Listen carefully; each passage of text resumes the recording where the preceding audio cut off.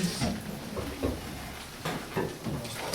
so welcome back, everybody. We're now into the last stretch for the forum.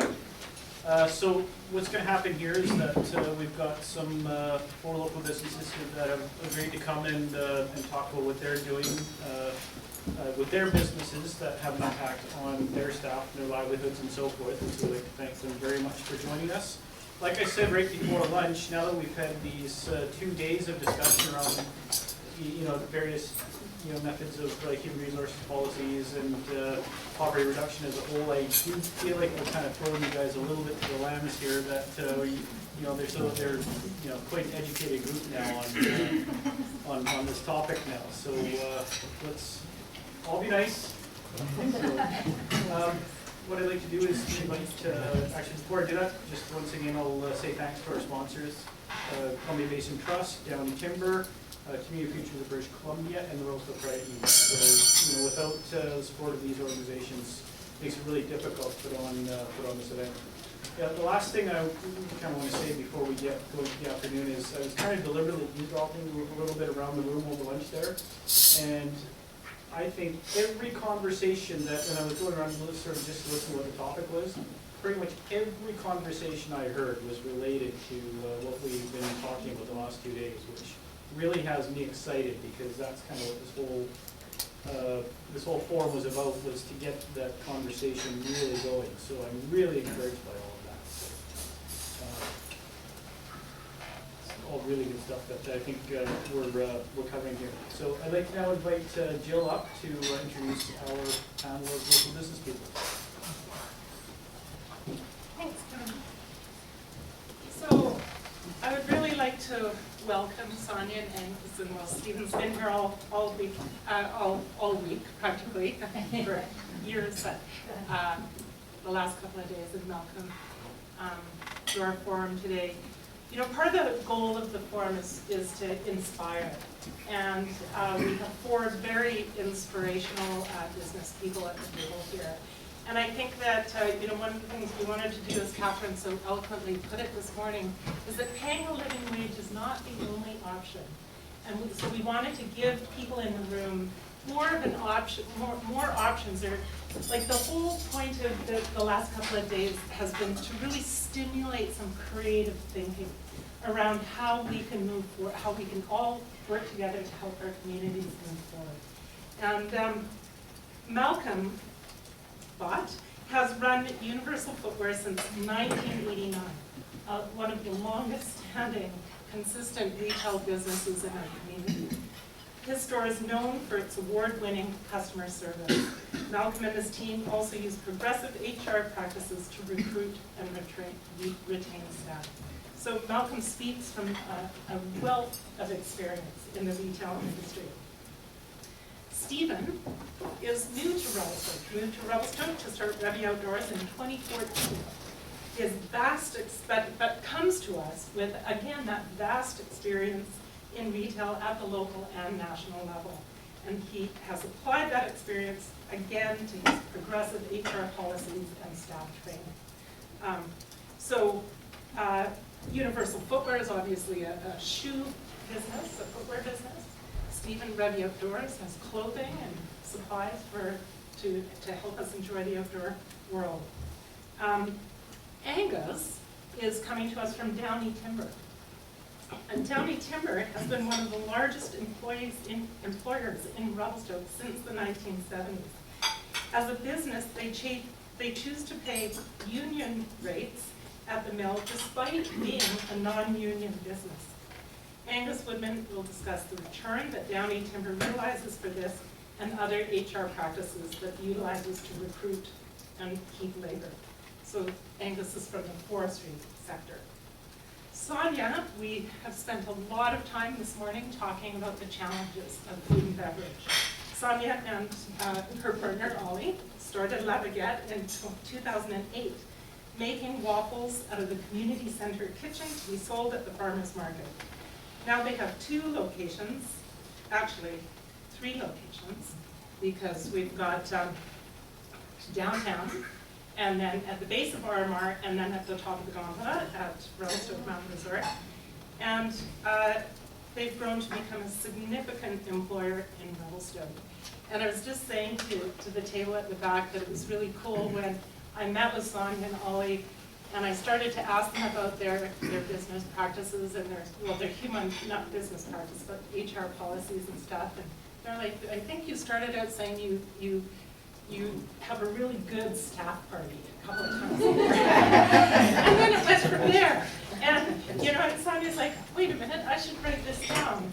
And it was kind of an aha moment for everybody in the room. Because you do these kind of individual strategies, but when you put them all together, it starts to mean something much more. So without further ado, I will invite Kevin back up here to moderate the panel, and really looking forward to it. Okay, so we've asked each of the panelists here to prepare a little bit of a presentation on what they're doing, and then each of them will have a little bit of a question and answer, and then after all four are finished, we'll have a sort of a general discussion about various HR policies that can be used by businesses in any sector, and we can address questions to any of the panelists, or we can discuss amongst ourselves, and we'll just see where the discussion goes. So. We'll start with Malcolm. Thank you, Kevin. Great. Well, this truly is an honor to be asked to come up here, that's for sure. So when I pieced this together, I was trying to think in my mind how I should attack this. So I'm going to come at it from what is it that gave us what we have now as I would call policy. And I think back in 2007, 2008, there was, things were really humming along with the hill. And overall, the economy was pretty good. And we were looking at, there was a bit of turnover rate in town with employees. There was some changeover. So what could you do to help retain these employees? At that time, we just about been 20 years that we've been in business. So we're pretty, in this business, and fairly established. But still, you want to keep that retention. And there was some, I don't know if there's some people in the food sectors that were given iPods and this sort of thing to hire people and to stay. I don't know if you remember back in the days when people actually, if you know a friend who can hire somebody, you give that kind of spiff, that was actually going on. It's quite a different story today. But one of the things that buzzed in town was even housing. Like how employers might even have to supply housing. Look at that. And of course, housing prices here were going a little crazy, and you're thinking about, ooh, this could be a bit of a concern. And so that was one thing we definitely looked at, and I'm going to come back to that one a little bit later. But one other thing we were trying to do is we wanted to reduce poaching. Believe it or not, there was a time when employees, good employees were sought after, and people were poaching them. You knew who they were. You see them where they're working, and an extra 50 cents an hour, or $1 an hour, and I can have that person working. So they had to do a little bit of reducing that, so you have to get a little creative in thinking. So, somewhat, I also at that time had experience of being fortunate of being on the credit union board, and it opened my eyes up to what employee policies are. Not that it came involved with the personal employees, but you had a CEO that you had to manage, and that was the board's responsibility. So you have to look at that, you see those policies, and they actually had an incentive for their employees, and you look and monitor all that. Gets you thinking, that works for them, maybe something like that could maybe work for us. So that said, we started off with the housing thing. We did that, we did a bullet, we actually bought something and created that. Just a word of advice on that, that kind of backfired on a person. Employees don't want to live in the boss's rooms. That's an obvious thing, but that said, it's still very affordable, attainable housing, I'll call it. I don't like to use the word affordable because that's a myth. Attainable housing for some other employees in town. So that's great. So I don't begrudge that. And that's good for the community. So that's our focus for that. It doesn't go into a rental pool for somebody that comes to visit the scheme. That said, we go forward and come up with a bit of a policy, and that got created. And talk about that a bit. Typical thing, you have somebody working for you for a month, and with that probation period, you've got a pretty good idea of what's going on. And right now, as it is, our starting wage, we haven't had a student in quite some time, And that's for one reason or another. It just hasn't fit into the mix. Not that we're against it, it just hasn't fit into the mix. It just haven't seen it. But student starting wage would be, I guess, at $12 an hour. Adult starting wage is at $15 an hour. And we found that basically that's where it's going to be at. That's just where we're looking for. So you've got your 1 month employment status. 3 months, after 3 months, or basically 500 hours. I look at it in terms of hours and that. An employee gets starts to come into our workplace. We have a thing in our system where we've placed where if 1 month we exceed last year's same month, so here we are in May. If we exceed last year's May by any sort of dollar level, those employees, non-staff, they get a $100 spiff towards something from our store. So they obviously Footwear, because they can use it for themselves, and we'd like to use them and to encourage to do that. So they get that after the 3 month level. So they like that sort of thing, and that's when they start to get the flavor of, hey, this works pretty good. We don't work on commission in our store. Countless amount of employees that we've interviewed, and one of their biggest fears is going to be on commission. And I get that. They don't have time to administer all that either. Who took this? Who returned that? So we look at things more of a collective level that way. So that's how we target that. So now they're on to their 3 months, and they also get their employee special pricing and also for in-house. So they get some breaks on it in that way. So now you take that $100 spiff that they got, and in turn they can apply that at some special employee pricing, which is pretty good for them. Helps us promote our product as well. Then on to the 6 month review. We have a 6 month review, and now we get onto a health and wellness package. So we got that on top of it. And that health and wellness package basically is 2% of whatever they gross, up to a maximum of $75. So how do I come up with $75? Well, that's what a single individual would pay for PC medical. And if somebody, to T4 that, it'd be about $45,000 a year is what you would get in order to get that. So it's a 2% of that. And that can go into health and wellness. That can go to massage, that can dental, whatever. They accumulate that up to a year. After a year, it can never go more than a year in that. And use it or lose it type of thing. But most people will use it. So they can use it on the dental, massage, gym passes. We've had people in the young. And young people, that's what's important to them, is gym pass. And talking about what's important to people is really interesting, because some people are looking for the almighty dollar. That's true. But that's pretty clear, and that's what you get as a dollar blank. But then there's always the people that are looking for self-worthiness, somebody, a job well done. And that's where we find when we have the monthly watch or the monthly slip, they get a sense of a job, part of their job well done. Not only does it do that, it gives a sense of it's not all balanced on one final figure. It's kind of a feeding things all the time. You're always knowing or working towards something. It's not oh gee, on this date we're going to look at it. Then you have the other ones that are looking for some flexible time. People, they want time off, they're family people. They work quite a bit in their life, and now they just want to be 4-day-a-week people. That sort of thing. So it's about finding that mix into that. So it's really challenging, I find, to find a program that's cut and dry that you can say is going to be for everybody. So whatever it comes up with has to be flexible. Now we're on to the 9 months level, which I've had as 1,500 hours, because I have to keep them on. This level is now into what we call full-time status. And by that time, they're pretty well at the level where our store, they really become efficient.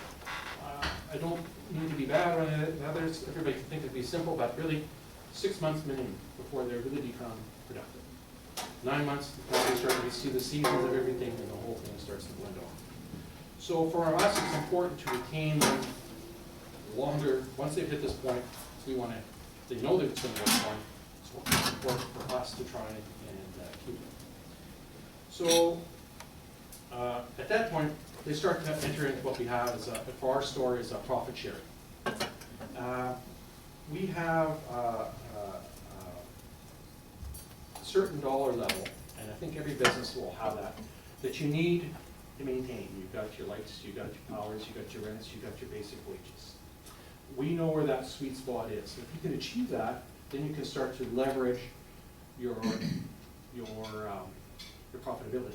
If I can get a little bit more, can go a little more, you can be profitable. And I think what was important for us to look at this level is when we came up with this, we were at the right age for this, to look at this as we were tired of working a little bit too much more. Our own kids, 22, 24, one's in childcare, she's a childcare provider. All she can do to get $15 an hour. My son, personal trainer, you know, he's working out there, he's 100% on commission, some good months, does really good in the winter. So we could relate to the strugglings of what they were doing, what $15 an hour will pay for it. Unfortunately, mom and dad are kind of taking in, helping out and so on. So we thought to twist that around, and if our own staff are going through that, I wonder how that must be. So fortunately, we were at a time and a place in our business, inventory is paid for, and I think there's a lot of businesses that would like to do that, but we were fortunate enough to be at that level. So now we're ready for profit share. And once they hit this dollar level, anything up and above that, we were prepared to give our staff 5% of those sales. So I'll use an example. Just throwing this up as we had $1 million sales one year.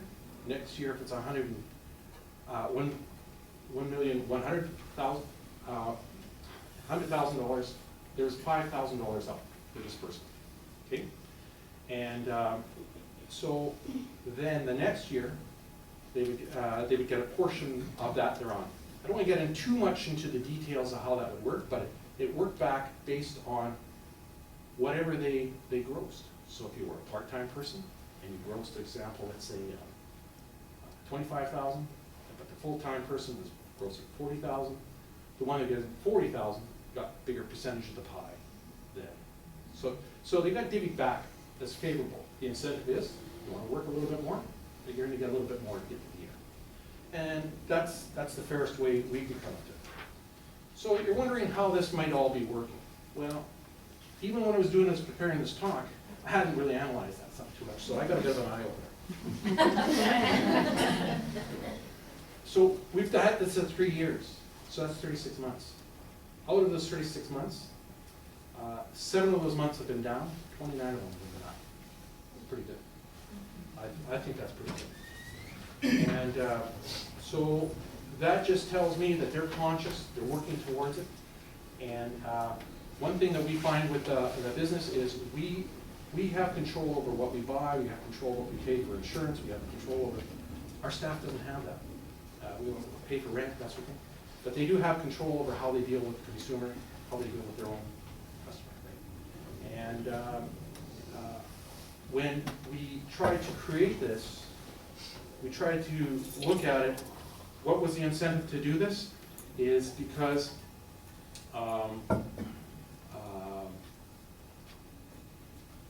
what would an employee see when they think of, I flip myself around back in house, see an employee, gee, I just had this really good sale. Malcolm and Debbie are talking, geez, sales are really up. Well, what does that mean for them? What does that really mean for them? That's a good question. And you have to think about it, it has to be a bit of ownership in some point of fashion without getting too complicated. And so for us, we thought this through, and what can we do to have them see that if they did see things increase, they also increase this for them. So what does this break down to be? Well, we've got some things that go in the store as gotchas. These gotchas are something that really customer doesn't go pleasant, it is going pleasant. All of a sudden, everybody walks away happy. They got a gotcha. And what those gotchas are, there are gift certificates that we go around town from the coffee shops and some of the light restaurants for $10, $15. They get those. They don't get commission, but they get those. They get the benefits of their health and wellness. They get the benefits of their profit sharings at the end of the years. All these adds up per hour, as a per hour per payment. And I just did a little bit of math on it, so on the, let's see how I got this here. That's that one there. Yeah. So altogether, that adds up to between $2.20 to $2.65 a year, an hour, as an earnable compensation. So now that adds up, and it's something that we don't actually physically have to commit to, but in turn, they get the chance to earn and be part of it. So we know it's worked out quite well, and we've had long-term employment since that. We haven't lost one. We've lost one due to pregnancy, but other than that. And going forward, we're not too sure how it's all going to work, because as it is in transition, right now our ownership is also changing. So we have a bit of a succession plan in place where our son and his life partner Chandra are there buying in, but they're fully on board with it as it is, because it wasn't that long ago that they come out of that same life, you know, like trying to make things own. They totally can relate to it, and they can see the benefits of it. So that, in a nutshell, is what we try to do to help compensate. We've certainly got other little plans and things that we do along with staff motivational items that I'd glad to talk about, but we've got the guest speakers. And yeah. Thank you.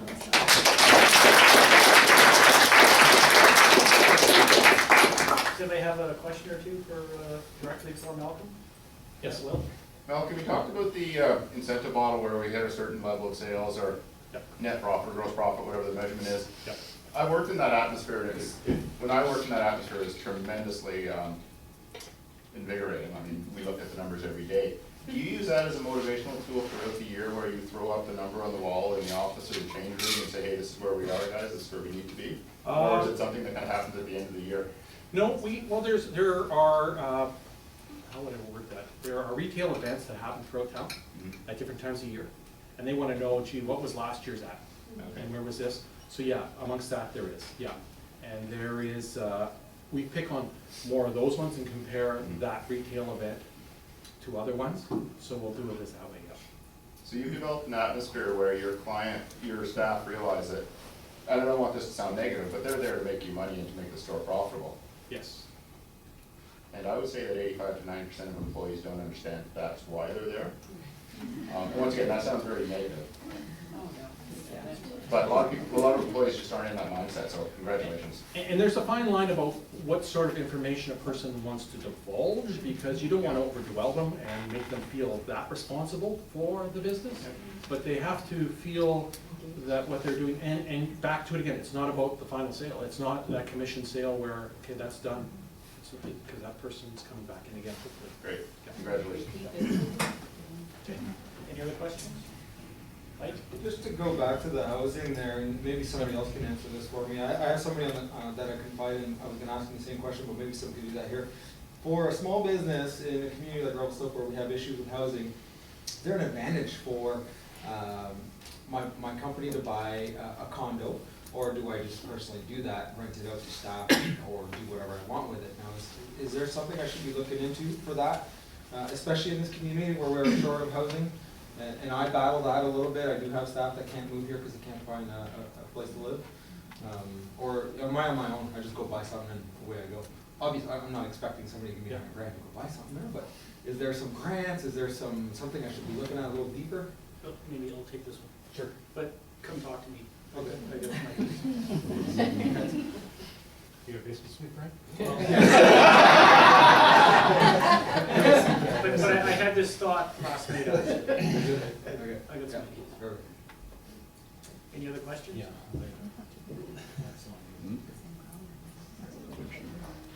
Okay, so we'll move to Stephen.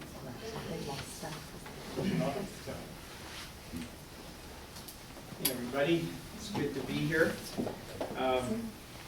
So you got the business that's been around for 20 plus years. Now you got one that's kind of just starting, right? We're 2 years old officially this month with Revy Outdoors. So a little bit about, just to put it in context, when my wife and I moved to Revelstoke just about 3 years ago, we knew that starting a retail store was going to be a challenge, and we didn't have any expectations of it being profitable for 3 to 5 years. So we took our first paycheck from the business last month, and we took it because we had to, not because the business can really afford it at this point. But we're working through on that. So what do we do to balance our lives? Well, we have a licensed bed and breakfast at our house. And we also do, Carolyn teaches at Okanagan College 40 to 50 days a year. We have a small consulting practice, and we both work as advisors on the Queen's MBA program back east. So right now we have 21 MBA candidates under our wing for their major project. So we're fortunate enough to have other sources of income, but as you can imagine, our house is pretty busy. But in there, we've also got it set up so if it's a POW day, we're gone, right? So it's worked out really well for us, but the reality of small business is we have a small business, and Malcolm and his crew have done a super job with theirs, and after 20 years, they're in a slightly different position than we are. So we are still putting debt on the business to finance it. We are still growing our business with the community. We're still struggling at times to learn what the community wants. So we've made mistakes that cost you money. So there's an evolution of business. So with that background there, the next thing I'll say is I really believe in this stuff. My frustration as a retailer, and I started a company in the 80s. We built it up to 5 stores in Canada. In the 90s, I managed Timberland Retail North America out of Boston for a year and a half. Then I got recruited back to Canada. I ran MBC Toronto for almost a decade. And then I started a business again. So we had a retail operation and a wholesale operation in Toronto for 12, 13 years. We just shut that down last year. So I get it. I love what I do. I love retail. Somewhere in life I took that wrong turn at Albuquerque named after retailer. However, as Bugs Bunny would say, however, it's been a huge frustration for me my entire life that I can't pay more as a retailer. It really has bothered me. And yet every time I look at the math, it just doesn't work really well. So I passionately believe in what's going on here, and I've done a lot of work in the field actually through the 90s and into the new millennia on social issues and ethics in business and so forth. So having said that, let's go on to what we do. So we try to do what we can. So our base, our approach is the base is $14 an hour for our full-time staff. We don't pay part-time more than 11. And we tell them that when we hire them. In our opinion, we have to protect the core and look after the core, and the part-time is a bit of a rotating door, and we just accept that as business reality. But we do other things for our part-time staff, but they're never going to get a raise. We just make that clear. And if that works for them for whatever in their life, that's fine. And we always want to be ahead of minimum wage. So if as that goes up, obviously we'd like to get that up to 12 at some point, right? But our full-time staff, of which there are 2 right now, make $14 an hour. We do other things for them. We do buy their annual ski pass, so that's worth $1,100 in an after-tax basis. We have a health trust benefits program.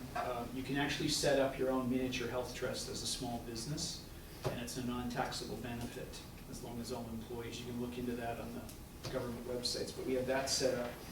And they get $500 a year to spend as they want. Once it's gone, kind of similar to what you're doing. But we don't care what they spend it on. We do have a 10% participation rate, so they do have to pay 10% of whatever it is they're spending. And we also help them. Both our full-time staff are immigrants to Canada. One's Irish, one's Australian. So we've helped them a lot with their legal process, including some bills and so forth. And when that's done, assuming it's successfully done, they don't know this, so don't tell them. We'll reimburse them for their legal bills on that process once it's successfully done. We've helped, but we haven't covered it all. They get a pro deal allowance where we give them stuff from the store. That's worth about $1,000 a year at our cost. And we give them a pro deal discount, which they all use quite well. So when we add all that up, it comes to about $32,000 per annum on a tax paid basis for those benefits, which works out to about $16 an hour, $16.50 depending on how you do So clearly that's not living wage territory yet. So what else do we do? Well, we try to have a really flexible attitude on scheduling. One of our staff, well, both our staff actually do other stuff. They do other stuff on the side that they manage, and we try like heck to accommodate their scheduling for that. We try to be family-like. Like if we know if somebody's having a problem, we try to cover it. We don't have a sick leave program, but one of our staff had a concussion this winter, so we paid her while she was off for 2 weeks, recovering from that. There's a lot of people in business that don't like that patriarchal or matriarchal attitude in business, but I think it's the background of small business and the core, and I don't think it's a bad thing. What's bad is when we treat everybody all the same. I think individual consideration is a huge part of leadership, and but you just have to be mindful that you're paying attention to everybody and you're applying individual consideration in each case. So there's nothing wrong with being a little patriarchal or matriarchal about a business operation. And that's interesting in the literature in business that it's always considered a bad thing, and I just want to point that. We are lucky enough to be able to pay our vendors in with our credit card, so that gives us a lot of Aeroplan points. So we have paid for flights for our staff to go on vacation using our points, or we've given them access to our points at a greatly reduced price from what they paid for if they're traveling. So we try to do that. We have a friends and family discount because I've learned in my retail career, if you don't have a friends and family discount, they'll just lie to you. So let's not do the lying thing, let's just say we have a friends and family discount, that we do police that to some extent. Happily, we've never had an issue with it. We close on powder mornings, we just have a rule. We talk on a snowstorm night, and someone dropped by, put a sign on the door, we're open at 1. So in our experience, no one's there anyway. Everyone's out skiing, so we're not losing anything. And a big one is shoulder season schedules. Unlike a lot of folks, we do not. We change hours from 6 to 5.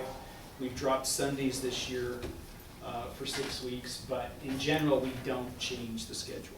We don't drop our staff. So our full-time staff in particular know they have a real commitment from us on that. So interestingly enough, when you look at that, so what do staff do to make their lives work? Well, one of our staff has rented a whole house, and she has roommates that she sub-rents to.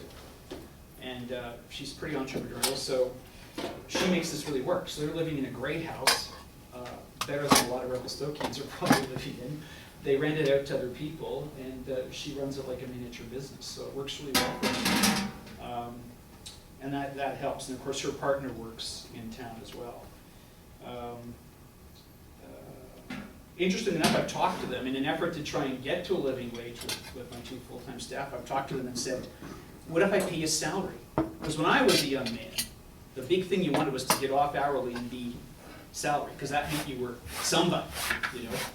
And what I said to them is, look, I can guarantee you a minimum living wage if we give you salary. It just means, though, that it's sometimes the year you're going to work 50 hours a week. And it's the management paradigm, right? Managers get paid salary, but they have to work what they have to work. There's no laws on the hours managers work.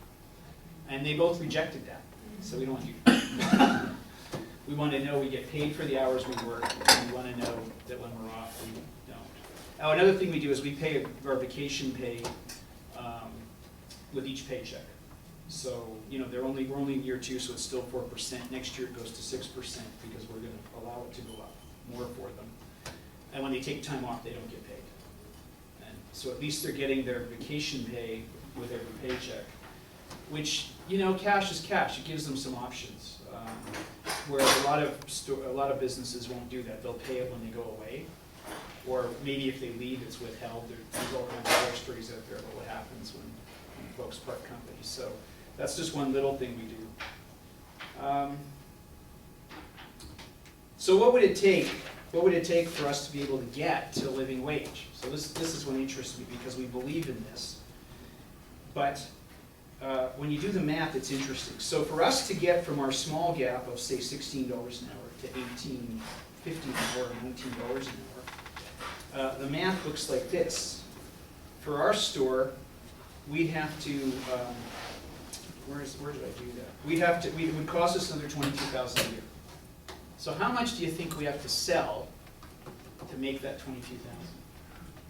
Anybody got a guess? $66. You're close, yeah. About 72,000, just to margin, and that's not counting, you know, the added costs of shipping in that extra product that's being sold and handling it, and assuming your staffing stays static, which it would. So for us, that would be like a 10% sales increase overnight, right? And I just don't see that happening unless people that live here make different choices. So this is where what I think we're really talking about with living wage is not living wage. And I'm almost at the point where and I work on the committee, so Jill, don't take this the wrong way, but I'm almost at the point after 2 days of this where it's the red herring. It's the wrong issue. The real issue, the big issue, is we want to have a just society and a just community, right? So what would make that happen where I could feel like I could pay 20 bucks an hour? Because I really want to do this. My wife and I really want to do this. So I got some questions. I got some hard questions for you. You're gonna have questions for me, that's fine. Ask me any hard questions you got, but I got some hard questions for you guys. So who here in the room, and I just want complete honesty, okay? Because we all know we stray from the path of righteous ethics. So who here in the room has or does shop at Walmart? Hands up. Okay. That's about what I expected, about half, right? Have you shopped at Walmart when you could have spent it in town? In your town if you're non-resident? One guy tells the truth. Thank you for the honesty. Well, you're also, and forgive me if I'm missing, but you're the only counselor here. Yeah. No. Oh, there you go, sorry. Oh, no, from Revelstoke. Yeah. I won't go there. And that's on video too. Oh, no. Okay, so how many people have shopped out of town for groceries? Because it's cheaper. Oh, yeah. Or for any Well, reason. it's cheaper, yeah. Okay. Yeah, not to go to. No, but Yeah, specifically gone out of town to buy groceries. Okay, yeah. How many people shop online when they could spend the money in town? Okay. And my last question you're going to love, how many people shop at MEC, Mountain Equipment Co-op, for their outdoor gear?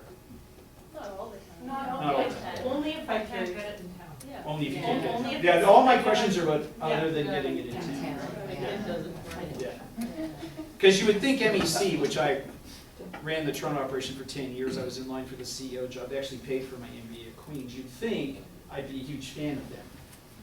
But they have become a destructive force due to their size, predatory behavior, and their huge tax advantage for small business. So is that a bad thing? Well, no, there's lots of businesses like that, but if we're looking at a just society, and let's just say a just Revelstoke, because maybe what we should be trying to achieve is not a living wage in Revelstoke, but a just community. What would that look like, right? If it would take very little change in behavior of residents in town for all the shops to do better, right? For all the shops to do better. That's the point I wanted to make there. And what else have I got here? The two biggest challenges I think we have is development in the right way and have that rising boat lift everybody. It's a huge deal, and you know, we have to figure that out. That's going to be the defining stuff for us.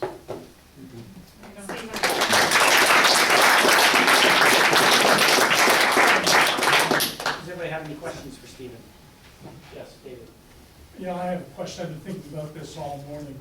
With regards to out-of-town shopping, and this is an important issue if you're in business in Revelstoke. I don't know what it's like in other communities, but it is a really significant issue. Once people are paid a so-called living wage, they gotta say you were making 12 bucks an hour at one point. Now you're making $18.87 here in town. What's the likelihood, do you think, that you're gonna take that money with what that additional purchasing power means, and you're gonna go to Kelowna for the weekend, and you're gonna do all your shopping there? Well, it's a real interesting question. The answer I have is in two parts. It's first of all, I've looked at that data for 20 years on ethical behavior in shopping, and the data has had very little change since the early 90s when it was first being tracked. And the reality in Western society is that 80% of people say they will shop with an ethical choice, and only 12 to 15% ever spend their money that way. And that 12 to 15% that spend their money that way are only willing to pay a 10% premium, up to a 10% premium. So that's the generic answer for how people behave. So do I think a lot of living wage money that got paid would end up coming back in the community? Some will, as much as we like to think. I don't think so, right? Ironically enough, like my 2 full-time staff like my wife and I, we believe in keeping it as local as we can. Our philosophy is keep it in Revy, keep it in BC, keep it in Canada. You know, and we do that, and we are willing to pay more. And my 2 full-time staff do exactly the same thing, because we're, you know, part of the hiring process was ideology and philosophy, because you can't have it out of both sides of the mouth, right? You gotta be real. So, will a living wage cause more economic activity in town? In some ways, but I don't think as much as the models predict. I just think too that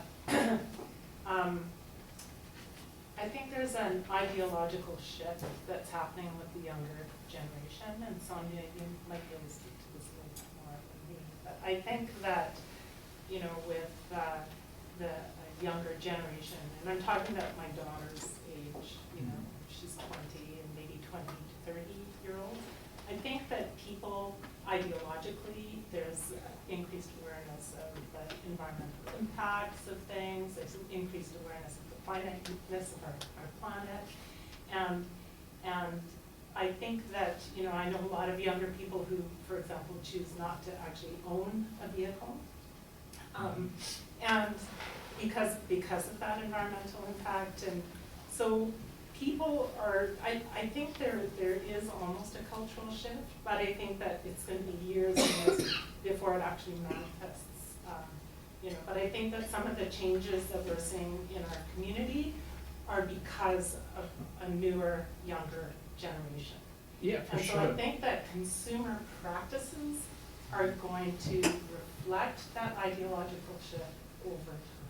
I think that people, like for example, the clothing swap, the women's clothing swap that just happened in Revelstoke, huge, right? And I think that people are like, I don't need this potentially new thing when I can reuse and recycle and be environmentally friendly. And, you know, and I think that ethical business practices over time are going to make more of an impact. But that's something that we can't measure. And that we'll We just can have, hope. You know, but I share that hope. yeah, but anyhow, that's you know, and I think, yeah, things are shifting, but it'll be years before. Online has changed a lot, though, Yeah. right? Our store in Toronto was extremely successful for a decade, and we had a huge following in the beaches community that we operated in. But it collapsed in 30 months with the online advent of online, with our brands competing directly with the store. We had no choice but to close it. Yeah. So, and that was a loyal clientele. But I remember the day, a year and a half ago, I was in my Toronto store at Christmas, and one of my best customers came in and said, "Steve, you're here, great." And I said, "Yeah." And she said, "Well, I'm glad you're here because I was downtown at the North Face store, and they didn't have what I was looking for. So then I thought of you." And this is a person who lives in the beach. So human behavior is complicated, and I share your hope. There's been so much data done on this, and you know, for young people, yeah, I think ethical choices are real, but do they understand the importance of keeping it local? And can they afford to make an ethical choice? Can they afford? And also, there's a pressure on us as business people to have a competitive price. You know, I actually don't like a lot of ethical businesses out there, including the folks at Patagonia, to be honest, who I helped bring to Canada, because they leverage an ethical business to charge more money. And I think that's a problem. I think that's a problem. It depends on the math. You can't skewer Patagonia for that because there's other factors I may not know about. But I think it's complicated, and it's hard to figure out sometimes. Cindy had a question. I think your comment about online is really, really crucial. And it's partly about convenience and time, I think. I mean, I'm one of the people that follows the model of shopping locally and paying extra and all the rest of it. I mean, my buying power is small, but I find sometimes it's about convenience. I can just go online at night and get what I need to get, as opposed to going down to the store and finding out if it's there. And I don't know how much it would help if more local stores had their stuff online. So if we knew it was there, then at least we can shop online at night and then go down the next day and get what we want. But I think the online piece is really crucial. And you know, when I saw whose hands went up here about who shops online, and then they kind of went, it's convenience, I think. And I don't know how you get around that. And for the younger generation, you know, they're totally connected to this. And if you don't have that experience in the shopping, you have to go to the store. I think that's a huge, huge piece. It really is a big piece. Can I comment on that real quick? But it's funny because I had 2 customers that didn't come in the store. I was in the shop this morning, that's why I couldn't come here. Going online is expensive for us. For what I don't want to promote, online shopping, I want people to be engaged, come in the shop, talk to us, buy the raw product instead of just buying something online. I had a customer this morning, family guy in town, he comes in all the time. I can get this on this chain reaction out of the States. This is where I can get this is how much I can pay for it. I looked it up. I was like, yeah, I paid $4 more for it. And I says, you know what? Like I quoted him $39, and I paid $39. He was getting it for $33, and he said, no, it's okay. Order it up. I'm not making a dime, right? I'm not making a cent, but I'm keeping a customer. Exactly. Another customer came in, and they've been coming in for years. They were some of our biggest spenders because their kids race and stuff like that. Kids don't race anymore, don't see her as often. She saw a product that's in a lot of stores, including Save On Foods and online and whatnot. And then she says, oh, I didn't know you carried this. I said, yeah, I've been carrying it for a year and a half. And they've been coming in once a month at least, right? She hadn't seen it. I've been carrying it. She asked. She knows. Now, coincidentally, she just bought 3 months supply for the next. She only bought this online. She knows that one store in town carries a certain brand. She buys that one, and then the rest was online. I have that. Now, I won't see her for 3 months. But how to actually get out there is the most difficult thing, especially when people are on their iPad and they're looking there. If they can look on there and come and talk to me and say, hey, you don't have this, can you get it? Great. That's what I mean. Yeah, exactly. It's that. difficult because there's a couple stores in town, and we do this often because there's certain items that we buy that are a little bit rare, and there's only one store in town that carries some of the stuff, and they won't even offer it. Like, and my wife and I do push buying local. Do you have this? No. Do you sell it? Yeah, we have it once in a while. Okay. Can you get it? Both times, this past month, it was, yeah, when we do our next order. Exactly. Yes. Well, it's fine, but I can get it in 3 days for cheaper than you could sell it. Yeah, but it's like, okay, I'm willing to pay more. So that's the business owners in town. There's a couple different types of business owners in town, right? You got to be really open to making the deal, keeping the customer, even if it costs me a little bit more to get the shipping. That's a really good point, because Our I think opening that our hours- stores do that. Yeah. Yeah. What I'd like to see, and there was something in the works many years ago, and this is, I rented my suite to him at one point, and he was working on a Revelstoke online mall. I don't know where it's ever gone. This was over 4 or 5 years ago.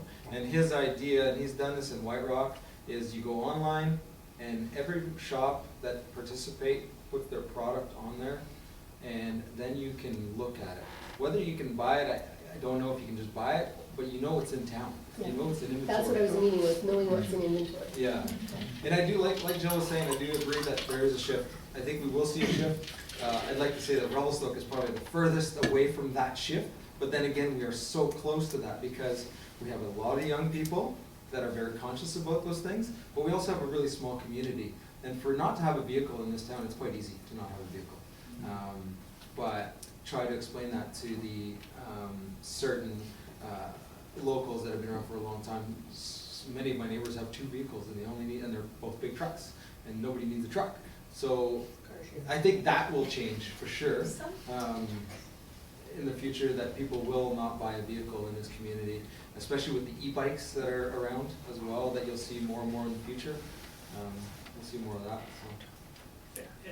Another question for Stephen? Well, I was just going to say that there's a benefit to being online as well. Like the store that I work in, we sell stuff all over Canada, and I know another store down the street from us that sells similar products to us actually. About 30% of their revenue comes from their online sales, and so when I buy online, I don't shop at Amazon. Like I have my own code of ethics for online buying, and if I'm buying from another one-off store that's a unique item. Like, I feel like I want people to buy that kind of thing from my store, so, you know, I'm buying it from theirs. Like, it's still part of the small business economy that I think is valuable. Yeah, it's tricky. We were one of the first online in Toronto.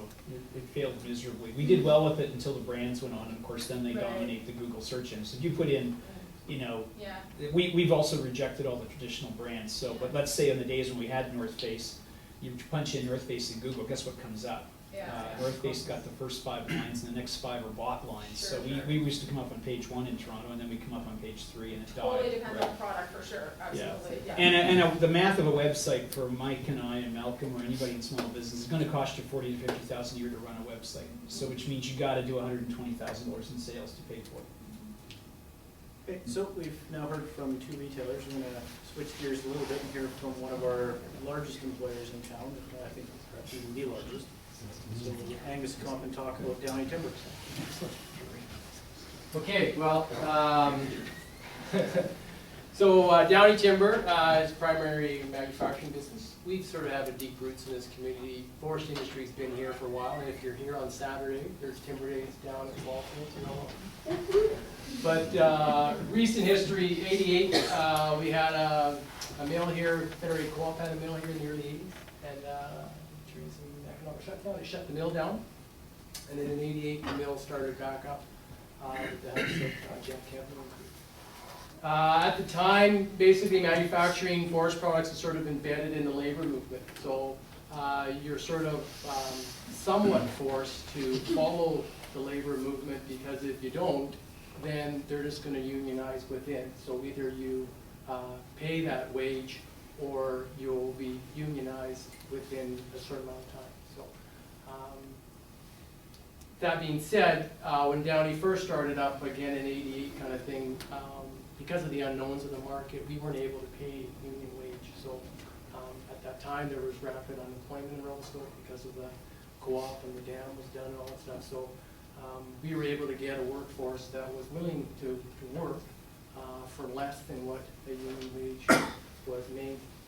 At the time, there was a commitment by the owners that, hey, if we do better, we'll pay better.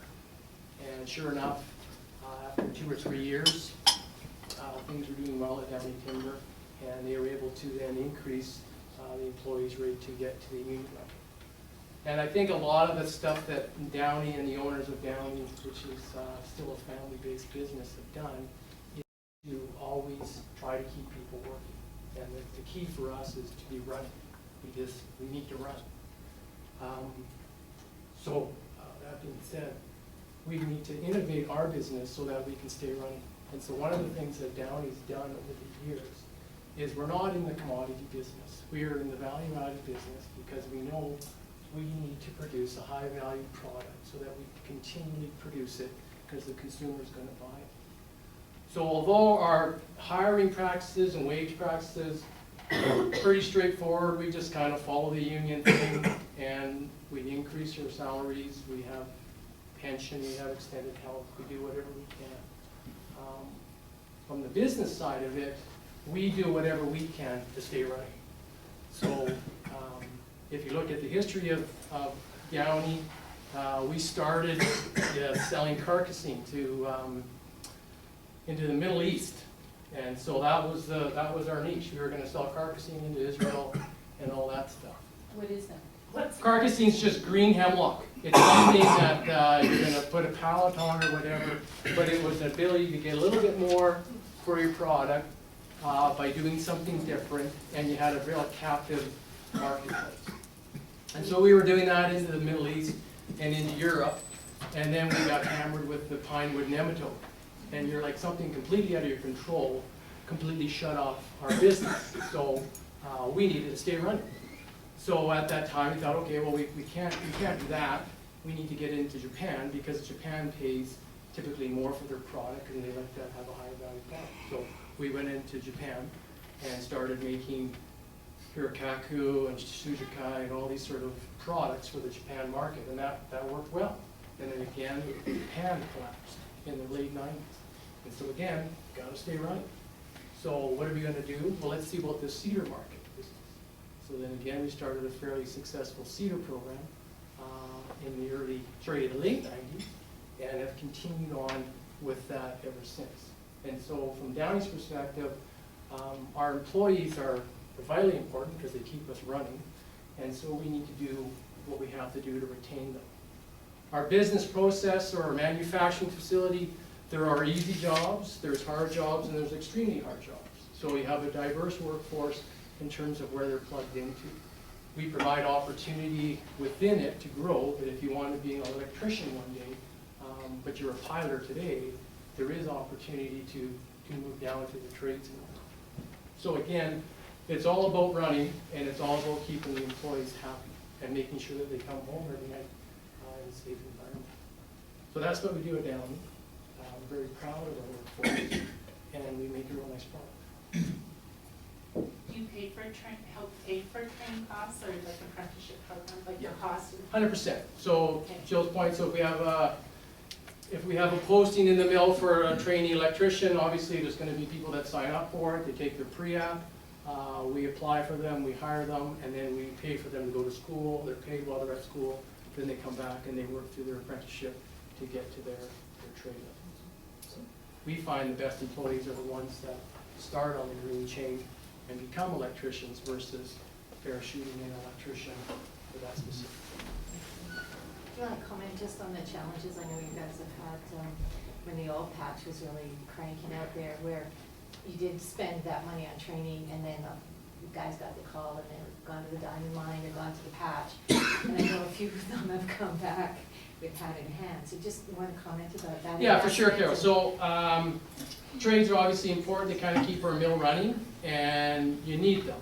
And so oil patch has been a big draw for any sort of skilled trade. And so yeah, we had instances where we employed people, we paid for their training, and we had a trade. And then sure enough, stories come back of a lot of money being made in Alberta, and they leave, right? And so we lose that opportunity. They don't pay a fine or anything like that. We just go back to the training board and get another person to come through, and hopefully through the interview and selection process, we think they're gonna hang tight, right? Flip forward to today, yeah, a lot of those people are coming back going, hey, do you have a job for me? And you're like, no, sorry, we don't. No, we'd really like to hire you back, but Johnny here stayed with us, and he's still with us, right? And maybe we're slow and boring, and you kind of come to work, and you work 2 weeks on, 2 weeks off, or 2 weeks days, 2 weeks afternoons, and it's 8 hours a day, and you go home each night, but that's kind of what we kind of do. How many employees? Currently, we're at about 350 employees between our two operations. Our annual payroll is between $22 and $25 million into the town. Okay. What's your starting wage for? Starting wage is $27 an hour, and that recently took a big jump because the union did it. It was 24, 25, and now the base salary rate is $27. For like grade 12, no skills? Hey. Yeah. Yes. Working, yes. Yes, so I mean, we have lots of jobs in the mill. There's cleanup, there's dust control, there's lots of stuff. So the base person sort of starts at an entry-level position, and then through attrition at certain levels, the goal is to get to a booth job or on booth trade. Is that the same in both operations? Selkirk is not. Okay. No, so if you look at the labor movement in the province, you have primary manufacturing and you have what's called remanners. And the remanufacturing facilities, Cindy will know better than I, but that's got deep roots from 50s and 60s and employing lots of women and stuff like that. And that was sort of seen, because it's all based on the coast. That's where the remanners started, door frames, sashes, all that stuff he did. And that's Selkirk. That's Selkirk. And so that's a remanufacturing facility. And so yeah, their rates are less on a base rate than a Downie rate. Again, the starting rate at Selkirk is $20. Okay. Does that cause problems at Selkirk? I think, you'd think yes, especially if it's right across the street. Yeah. But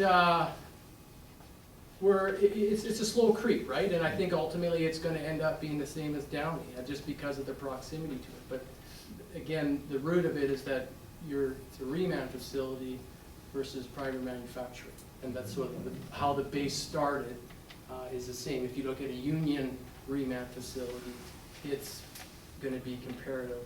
There's going to be a difference of about $10 between the primary needs. And of course, your employees would have that opportunity to move over to Downie. Yeah, if and that they happens a have- lot, so Yeah. good point there, that a lot of people that work at Selkirk, they may choose to come to work at Downie, but that being said, there's a lot of things that their work life or their job function at Selkirk, they like it. Mhm. And so they choose to be there, and you have long-standing employees that are at Selkirk that could easily be there for 10, 12, 13 years. And in that time, they chose not to bid on a job at Downie. What is your overall turnover, like, in terms of? Yeah, you know, it really comes and goes. So retention? if you look at the ebbs and flows, obviously, run up to 2008, then the market crashed. You know, then the spare board went to 300 people kind of thing, because we're down to one shift. Then we kind of went into sort of reduced week. I remember this, it was sort of 3 days a week, and then EI for 2 days, but we kept running. And so it ebbs and flows. The ski hill has been great for us, because everybody wants to work afternoons, so you can always have someone to do that. What I'm seeing now in the last year is that, you know, the stack of resumes is 60, 70 deep, and there's only kind of 2 jobs. So the turnover now is significantly less. Usually the cleanup crew, you know, your average time on cleanup was maybe 3 months, 6 months, and now you see they're there for a little longer. So the entry level are kind of hanging in there? Yeah. Holding on to it? Yeah. And I think the big change for us is that we're seeing the return of that oil patch or person who's kind of between 30 and 40. They have a family or some kids, they want to come home each night, and so they're back. Do you have a movement of employees that want the union? Or are you just always trying to keep one step ahead, watching those wages change within different unions and Yeah, and I think, offering it? totally, right? I think what's happened over the years, and again, it's a testament to the Gormans, is that whenever we made money, we always put it back. Either we put it back into the plant to be more efficient, so we keep running, Yeah. or we put it into a pension. And we manage the pension. And so over the years, if you look at the pension now, Downie's pension is well funded, it is fully funded and it's well managed, where union pensions aren't as well funded and aren't as well supported. So when you look at union rates, there is the hourly rate, say for the cutoffs operator or whatever it is, but behind that is the $1.42 of unfunded pension liability that you have to pay. There's the union due that you have to pay. There's the extended health and all these sort of things that net your hourly rate down. So if you were looking today at IWA rates and Downie rates, we're probably $1.50 to $2 more per hour because we have, well, take care of our pension and we fund it. Yeah. So that's a defined benefit plan? Yes, for the employees, yeah, Thanks. yeah. And again, it's based on the Angus, people in poverty often have struggled with mental health or drug and alcohol issues. What does Downie do to try and help your staff not have to end their jobs because of those kinds of issues? Yeah, great question, Cindy. So again, you have an employee handbook, you have a progressive discipline policy and that kind of stuff. Usually those substance abuse or mental health issues correlate back into the workforce and some sort of lack of job performance, right? Mm-hmm. And so our approach is to recognize that and to help the person. So there has been drug and alcohol counseling, the typical go away for rehab, come back, let's see if we can do it again. So there is sort of a very much of, you're one of us, let's keep you here, you're struggling, what do you need, right?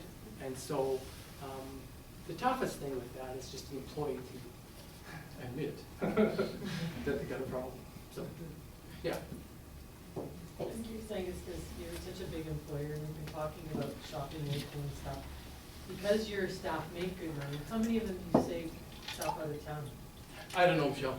You don't have a sense? I know I don't. But I don't play hockey, and well, my kids don't yet. And so I'm not going out of town, and usually roads are closed, so I can't get up. I can't say. you know, in the past, we did have a Costco card, so I'm sure people are going there. I think it's pretty typical that a lot of them shop out of town, right? They're going to the Okanagan for whatever function. Yeah, I should ask how many people have Costco cards and figure it out from there, but, I think, yeah, I think it's probably pretty typical. Yeah, I think it's probably pretty typical, yeah. Any last questions for Angus? I think, I guess one of the things, because I'm pretty familiar with the place, is there's a really, a lot of very long-term employees that have been there, started in the 70s. Yep. And they're still employed there through the layoff, you know, the downtimes and whatever, and have been taken back because of that sort of overriding ethic of the guys who've been here, first chance at the job when we open back up, or keep them employed, so. No, Some like it was. long-term employees, Yeah. and then their brothers and their cousins. Totally, right, It's a like the family. like the Morabito family, right, like it's all there. But I think it's, like I said, it's just a testament to Jack and how he started it, the Gormans and how they run. They just wanna keep running and keep people there. Any women in this trade? Oh, yeah. Yeah, soccer, there didn't used to be, but there's a lot now. So yeah, Did the you say a women, we quarter? always say, oh yeah, because it's always, again, Selkirk traditionally was a reman facility and it was for the women. That's kind of where they first started to sort of start on the coast. And it was again after the war and all that sort of, so that's kind of how the labor movement kind of started. But yes, Selkirk is known as the lady mill. It's not to say that there's not men there that are pretty tough. And similarly in the sawmill, there are more and more females working there, right? But again, it's moms and stuff. It's tough to do that, right? So you kind of see that transition where you have the young women coming into Selkirk. Hopefully they meet somebody in life, have kids, and then it's tough to come back to day shift or night shift in the mill kind of thing. The trades, you do see a couple coming through and whatnot. So yeah, they're great. You know, a lot of loader operators are really good at that kind of stuff, conscientious, show up on time. They the same as the men? Oh yeah, yeah. It's just a job, yeah. Okay, thanks.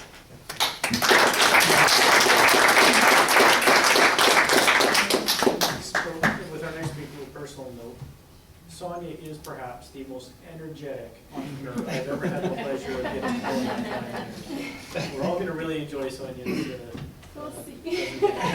So, from Baguette, we have Sonia.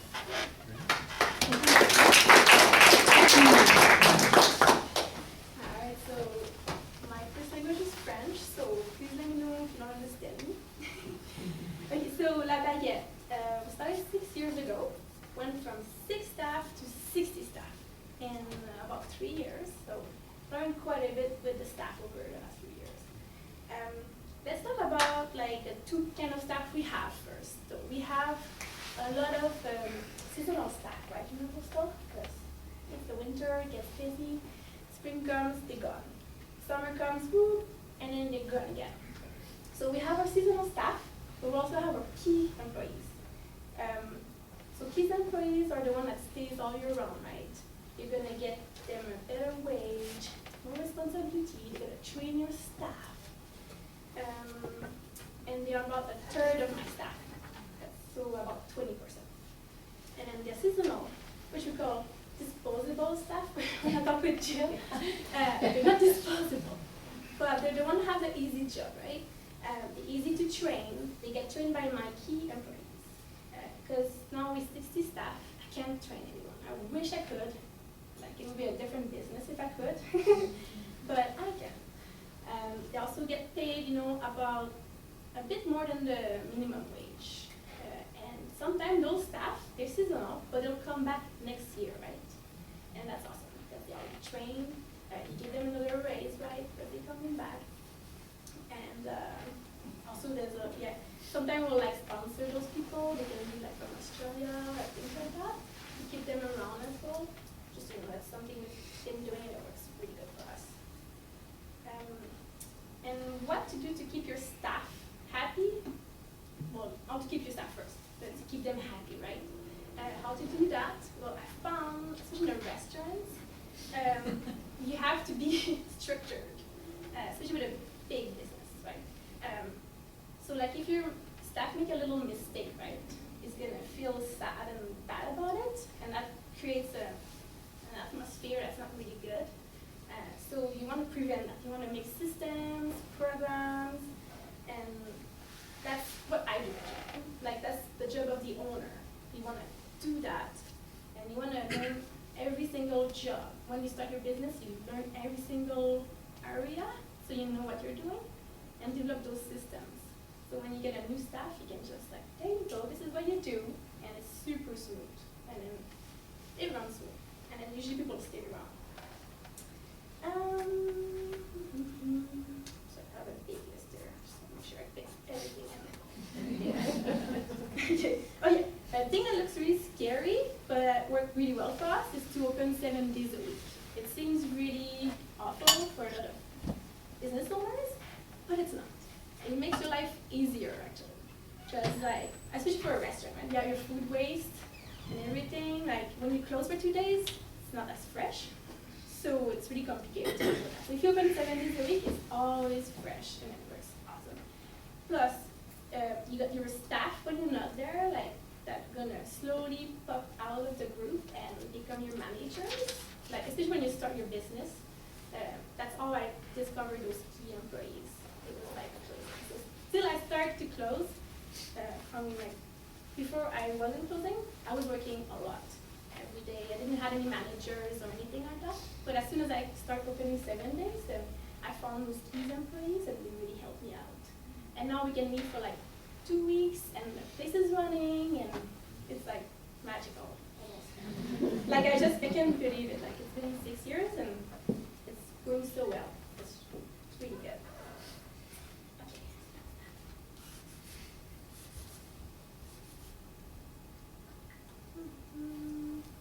Oh yeah, another thing to think when you want to keep your staff is like, how were you thinking when you were an employee yourself? Like, what do you want, right? You want a steady schedule, and also like there's different type of staff. There's the type of staff that want the hours, and there's the type of staff that doesn't want to work too much. There's a lot of lazy of those. When I moved here, I was just like, oh my god, people are so lazy here. I don't know, it's just something in Baguette, we're all stressed out, we work a lot, and that's the way it is. So, and I added myself to I think I'm the lazy one. I'm very motor organized. But yeah, so you got that. So you want to make sure, do you want to work or you don't want to work too much? So you keep them happy, right?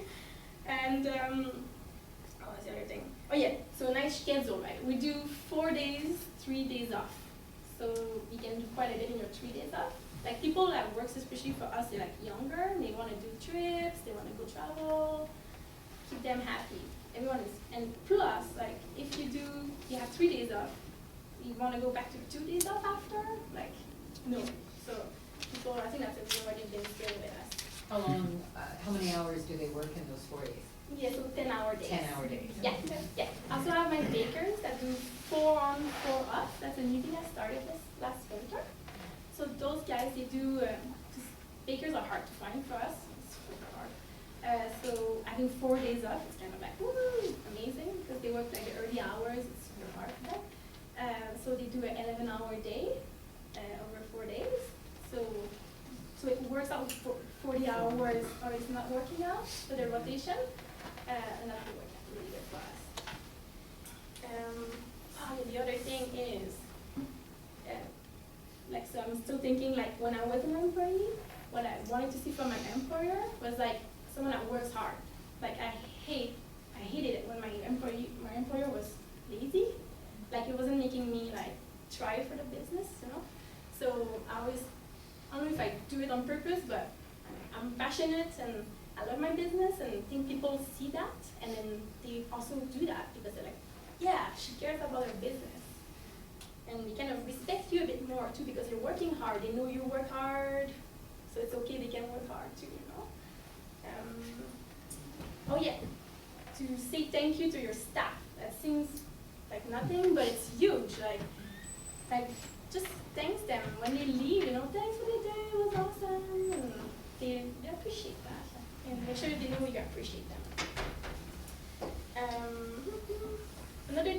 what's good for us is because we have a lot of positions at Baguette. Like you could be a gelato maker, sandwich maker, a pastry chef. Like I think we have like 10 positions.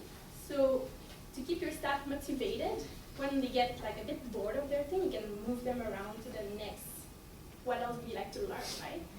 So you're a gelato maker, now you can be a pastry chef. And then they're like, oh, and then they stay around for more. And then also it's good for you, right? Because your pastry chef is now sick.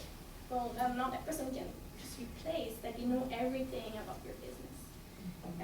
Also, you can work at the front, work at the back, and then it's just going to work out really well for us. Also, another thing is to recognize the strength of your staff. Some people are good at the front, some people are good at the back, of course. But also, like, I had some situation, I would have fired a guy, but I was like, I'll give him a chance. Like, he was working in the morning, but he was always late. But he was a super good worker. And I was like, you know, I'm just going to put him to the evening shift because he's always in the morning. And then it's like, he's killing it right now. Like, he's just doing the afternoon. He's never late. Can be late. And then, yeah, so just like that. Like, think about where you can put that staff. Doesn't mean you can't do the morning, you can do the night shift. Like, it's awesome. Especially that there's not that much staff in a Revy, right? So you want to keep them when you can, especially when they're restrained. So I have a question just about when during winter months, do you rotate people between downtown and up at the ski hill, or do you keep everybody in the same place? Olivier, my boyfriend, takes care of that, the front staff a bit more. I know he's done both. He's done like, okay, this winter you're just working at the ski hill, especially a new staff. Then you get trained there, and it's a bit different, you know, both locations. And he's done a bit of both, like you do 2 days downtown, 3 days, or 2 days there, something like that. I'm not sure which one he likes better. But it's nice to have some staff that can do both, right? Someone's sick, so yeah, keep it moving around. And then with the staff that stays over the years, then we totally rotate them, like move them there, and then they can be manager there, things like that.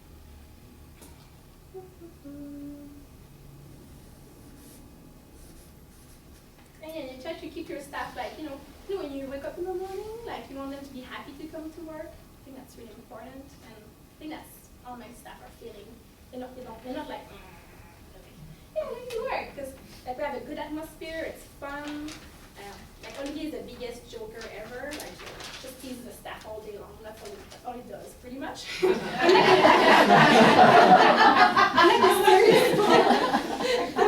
I'm like, and he's like coming in the back and popping things behind, like, and or like spiking them with hot sauce. Like, that's what he does. Oh, but it's to work, right? Yeah. You like it or you don't. Okay, I'm going to talk about the way to show appreciation to your staff. Well, the staff parties, like we were saying, of course. When we started the business, Olivier and I were like, what are we going to be as business owners? We want to be doing the best staff party in town. That's always, I don't know, maybe because back in the days when we were staff, that's what we wanted, like have the best staff parties. But like people, you know, before they start working for us, they know already about our staff party. They're like, yeah, it's a best staff party. We do them at the end of the season, so at the end of winter, but at the end of the summer as well. But we also do a mid-season one, which every time we do staff parties, we find that the team just get together, like after staff party, like you feel it in La Baguette. It's like, oh, everyone is together, it was awesome. That's really worth it. What makes a staff party great? Well, let's well, we try to do something different, right? We went skydiving once, like so, not like just the tandem, like solo. We give them a course, you know, and they jump off planes. We pretty much try to do what I like to do as well, like, you know, like, because I don't do much, like I'm pretty busy, so like, what should be for a staff party? Something fun, right? Because I don't do much, so I'm like, so yeah, they come with us and we do those crazy things. Yeah, we're pretty lucky, like we got the ski hill, like because we're working with the ski hill, we get some deals with them, so we ride the ski hill after the end of the season, which is awesome, like just the result for us. So that's like the big staff party that we have. I want to work at was gonna say. I'll stop the staff part. That's what you have to do to get first try. Yeah, it's a good thing for sure, to partner with them. Of course, you want to give a raise to your staff every year, or twice a year, sometimes you can break it in two, you know, it seems better on their eye, like, oh, a raise, another raise. It's good. I think someone talked about the plane ticket, like the travel points, that's awesome. Totally give some plane tickets to our staff to go travel in the slow season, they love it. It's a really good way. Instead of giving them a raise sometimes too, let's say they ask you for another raise or something, and you can't afford it, and it's just like, well, how about I give you a plane ticket a year or something? And that doesn't cost you nothing, and we really appreciate it. We do a lot of staff discounts on that, I guess, like big staff discount, like 50% off. When you work for us, you come eat, it's like 50% off. Same at the marché, now we have a marché, they get not 50%, they get 10% off. But it really helps them because, like in the restaurant industry, you don't get $20 an hour, right? Maybe in the head chef in a hotel will get like $25, $30 an hour. So average staff will do like $13, $14 an hour. So if you add up all those staff discounts everywhere, well, that adds up for sure. Because the grocery is the main thing that you spend your money on.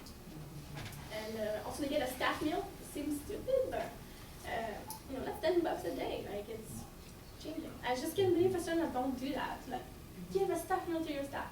Like they're gonna eat anyway, and then it's just you won't know whether they're gonna eat a steak instead of what you're giving them. So it's gonna be more expensive. The season pass thing is awesome. Like we're lucky because we are kind of working with the ski hills, so we get really good deal. But I really suggest everyone to like buy a season pass for your staff. Like it's to keep them to the winter, or just as a bonus. In this town, it's like the thing to do for sure. But yeah, and when you have new opportunities at your business, to like choose that person that's been working the hardest, and we would like to like bring them with you in your business. So let's say with Le Marché with us, we took one of our staff that's been working with us for a while, and we put her as a shareholder of the Le Marché. And yeah, you know, she's helping us run that place, and it's good for her. And then the other staff know about it too, so they like, and we're not like gonna stop growing. Well, I don't think we will. So like they know like if they work hard, there's always gonna be a little something somewhere.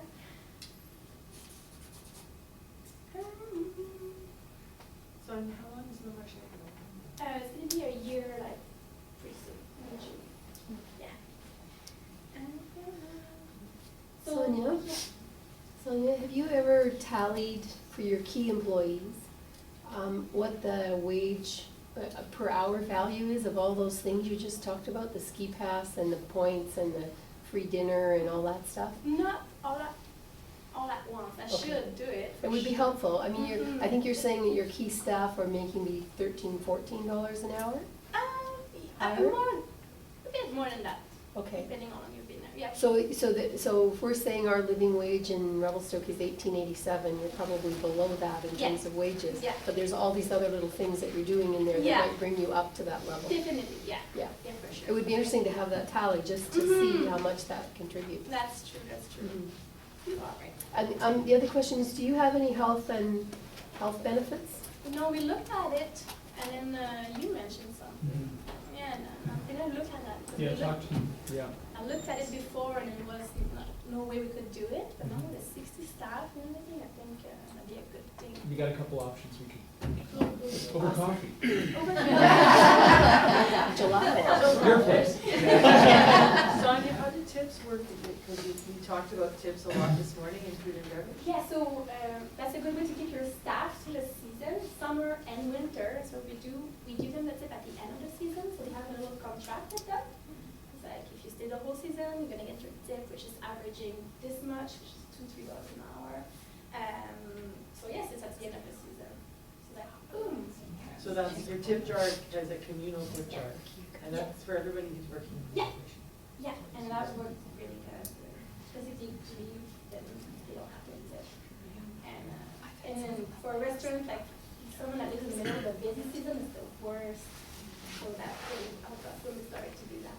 So how do you base the end of your season, the end of the ski season? Yeah, Yeah. exactly. So right at the last day of the ski hill, hill. and in the summer it's right after. What's that holiday in September? Labor Day. Yeah, right after that. So that's the Oh, so you've got those. yeah. And then it's also like the snow season, so they can take their time off, school and holidays, and that's the money. All right. Give you a bonus track. Yeah.